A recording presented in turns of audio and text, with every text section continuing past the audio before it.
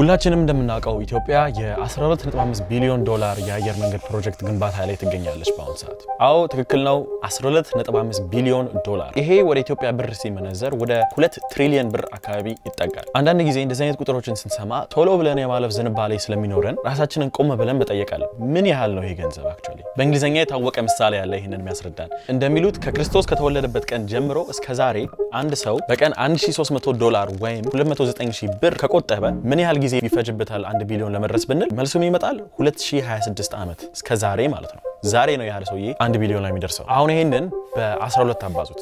ይህ ነው የአየር መንገዳችን ወጪ። አሁን ግን ይሄንን ከተረዳን በኋላ ጥያቄ መጠየቅ አለብን ራሳችንን። እንደዚህ አይነት ግዙፍ ፕሮጀክት ለምን ያስፈልገናል? ለምን አሁን? እና ገንዘቡ ከየት መጣ? እነዚህ 3 ጥያቄዎች በዚህ ቪዲዮ ላይ እንመልሳለን። ታሪካችን የሚመሰረተው በሁለት አካሎች ግንኙነት ላይ ነው።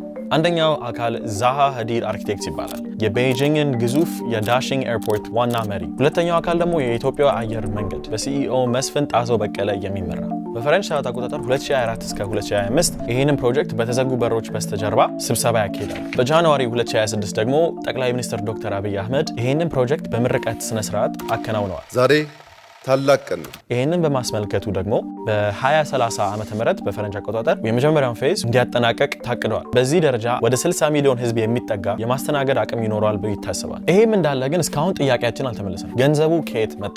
የኢትዮጵያ አየር መንገድ ግልጽ እንዳደረጉት 30% ወይም ወደ 3.75 ቢሊዮን ዶላር ከራሱ ነው የሚመጣው። ቀሪው ደግሞ ከአፍሪካ የልማት ባንክ እና የተለያዩ የዓለም አቀፍ አበዳሪዎች። አሁን ባለንበት እንዴት የሚለውን ጥያቄ ስለመለሰን ወደ ለምን የሚለው ጥያቄ እንሸጋገር። እንደምታዩት ኢትዮጵያ በ2027 በዓለማችን ኢኮኖሚ ጥንካሬ ደረጃ 15ኛ ትሆናለች ተብሏል። በሱም ባለፈ ደግሞ ከአንድ አፍሪካ ሀገር ወደ ሌላ አፍሪካ ሀገር ለመጓዝ ትልቅ እንቅፋት አለ። እንቅፋቱ ደግሞ ምንድነው? ከአንዱ ወደ ሌላው ለመጓዝ በአውሮፓ አብዛኛው ጊዜ ተጓዦች አገናኝ በረራ መውሰድ አለባቸው።